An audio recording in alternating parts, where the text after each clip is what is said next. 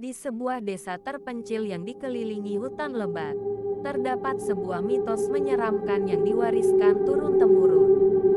Orang-orang menyebutnya hutan larangan.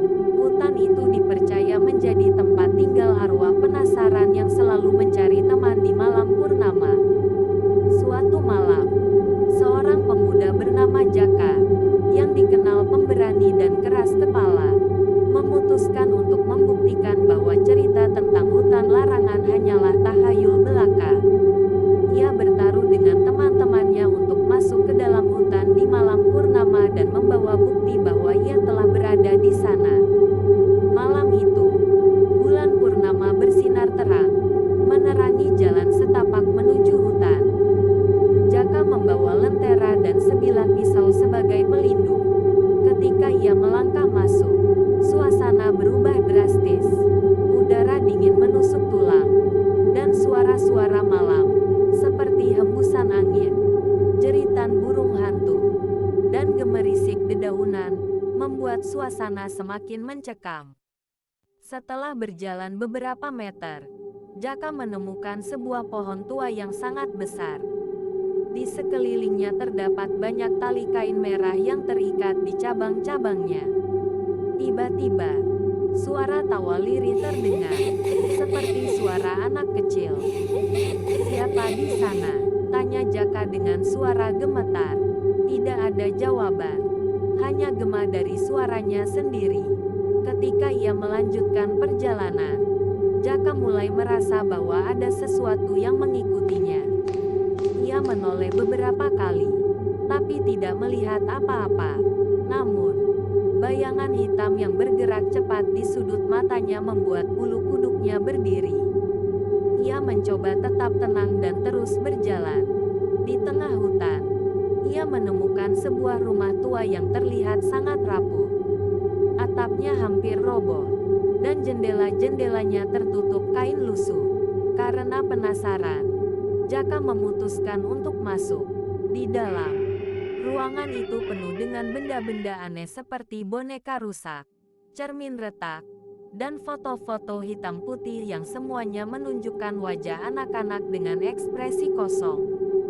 Saat Jaka memeriksa foto-foto itu, tiba-tiba ia mendengar suara tangisan pelan. Suara itu berasal dari sudut ruangan.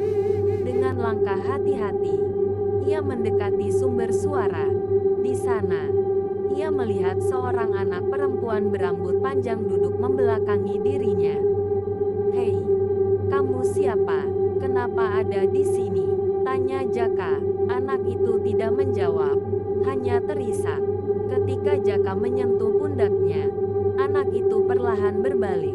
Wajahnya sangat pucat, matanya kosong, dan bibirnya menghitam. Anak itu tersenyum lebar dengan gigi yang tajam seperti serigala.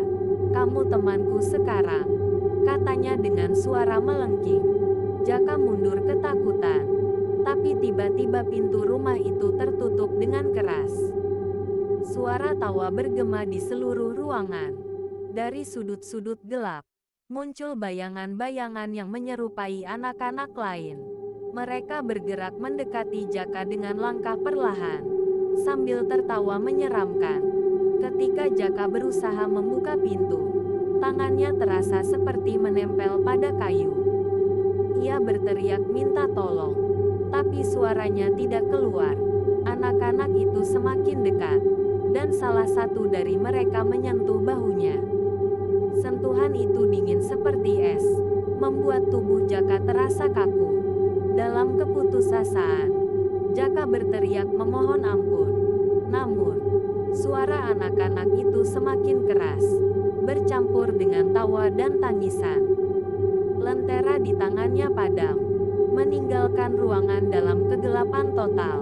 Keesokan paginya, penduduk desa menemukan sepatu Jaka di depan pintu hutan larangan. Namun, tubuh Jaka tidak pernah ditemukan. Sejak malam itu, penduduk desa sering mendengar suara tawa anak-anak di tengah hutan setiap malam purnama. Orang-orang percaya, Jaka kini menjadi salah satu penghuni hutan itu, selamanya terjebak bersama mereka yang pernah hilang. Pesan moral: jangan terlalu sombong dan meremehkan hal-hal yang belum kita pahami.